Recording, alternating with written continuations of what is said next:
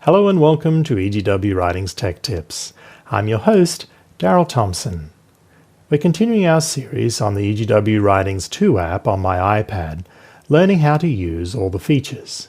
And the feature we're going to learn today is the color themes and how to change them. Let's take a look here on my home screen, and you notice that I have what I call, or most people call, dark mode. And this is the theme that I prefer to set up and use for the EGW Writings 2 app. But there are 3 other modes, and let's take a look at them.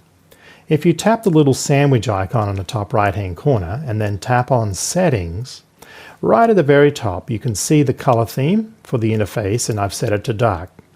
If I tap here and I click on what we call day mode, you can see that the desktop is now blue. And in the book it will be white, and we'll look at that in a minute. I can change through and go to what we call a dusk, which gives like a linen effect, or I can come through and change to dusk, and this is completely grey as you can see, or maybe I want to go back to dark mode again. So that is the home screen look and feel. Now this changes when we go into the reader. So if I launch the reader here, you can see that once again, this is great. I love reading on the dark mode when the background is completely black because it's very relaxing on my eyes.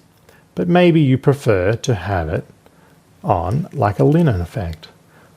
You might find that more restful. So that is your choice. And then of course again we have the day mode, which gives you the white background. And then we have the dusk mode, which gives you a grey background, and then back to the black or dark mode. So they're the 4 different colors that you can have both within the reader and on your bookshelf.